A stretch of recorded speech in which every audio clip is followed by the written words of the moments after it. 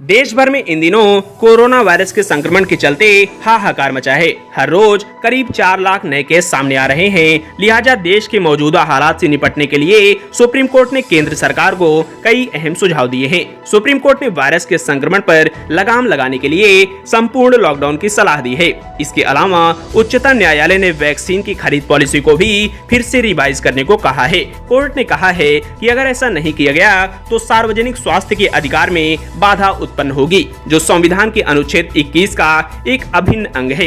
अंग्रेजी अखबार Indian Express के मुताबिक justice DY Chandrachud, L Nageswara Rao और S रविंद्र भट्ट की बेंच ने कहा कि लॉकडाउन लगाने से पहले सरकार सुनिश्चित करे कि इसका सामाजिक और आर्थिक प्रभाव कम पड़े। कोर्ट के मुताबिक जिन लोगों पर लॉकडाउन का असर पड़ सकता है उनके लिए खास इंतजाम किए जाएं। देश भर में इन दिनों हॉस्पिटल को लेकर मारामारी जैसे हालात हैं। लोग हॉस्पिटल में बेड न मिलने की लगातार शिकायत दर्ज करा रहे हैं। ऐसे में सुप्रीम कोर्ट ने केंद्र को हॉस्पिटल में दाखिले के लिए राष्ट्रीय नीति बनाने की सलाह दी है। कोर्ट ने ये नीति 2 हफ्ते के अंदर बनाने को कहा है। सुप्रीम कोर्ट के मुताबिक किसी को भी स्थानीय आवासीय प्रमाण या पहचान प्रमाण की कमी के लिए अस्पताल में भर्ती या आवश्यक दवाओं से वंचित नहीं किया जाएगा।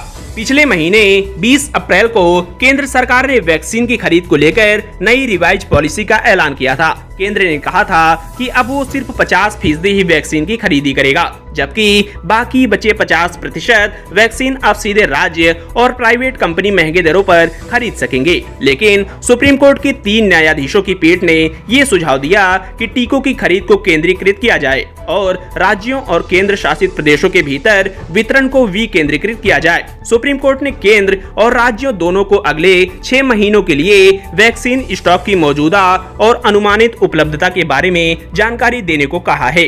टीकाकरण की कीमत निर्धारण में हस्तक्षेप न करने के लिए केंद्र की दलीलों का उल्लेख करते हुए कोर्ट ने स्पष्टीकरण मांगा कि क्या किसी दूसरे विकल्प पर भी विचार किया गया था ताकि टीकाकरण अभियान को तेज किया जा सके।